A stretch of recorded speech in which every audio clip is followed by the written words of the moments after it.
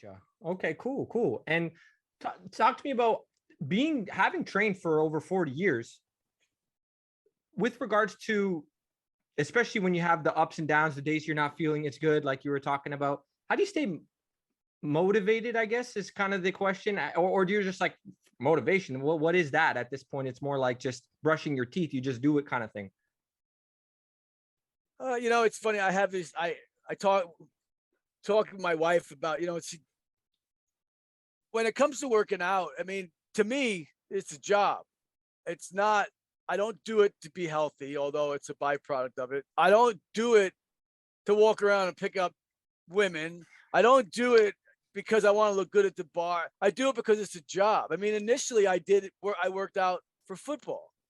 So then I realized that I had a good body, that my body responded. And so when I was done playing football, I had this competitive void that I had to replace. So I realized that I'm like, yeah, I could probably do well at bodybuilding. And then luckily I have, but it's a job. So it's just like, if you got to go to work every day, and some days you can have a great workout, but the bottom line is as long as you get in and you do your workout and you go through, you get it done.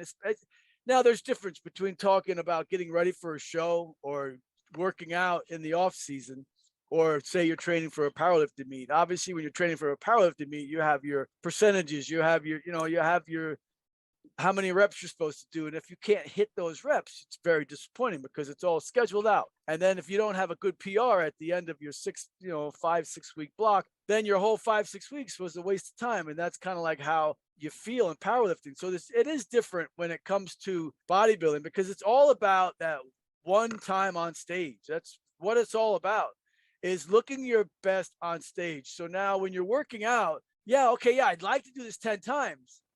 But if I do it 8 or 9 times and I really exert the effort, it's just as good to me, because it doesn't really make a difference whether I do it 8 times or 10 times, as long as I'm putting in the work. So that's what you have to think. And if I'm like, okay, I'm going to do this, my last set, like when I'm training for a show, I don't care what my maxes are or anything. That's why it always confuses me when I see guys, oh, I did this 2 times today. I did 3 times. I got to meet in 3 weeks and I'm still so strong. Well, I can tell you, if you're so strong with 3 weeks to go, you're not going to be lean enough, because you're fooling yourself. And then those are going to be the same guys that complain because they didn't do well on the show. So that's a whole nother tangent. But it's all about, it's like, you're clocking in. I clocked in. Okay, I got to do this. I got to do this. Got to do this. Got to do this. Got to do this. Okay, I'm going to clock out. My job is done for the day, as far as that's concerned, my workout, because that's what it is.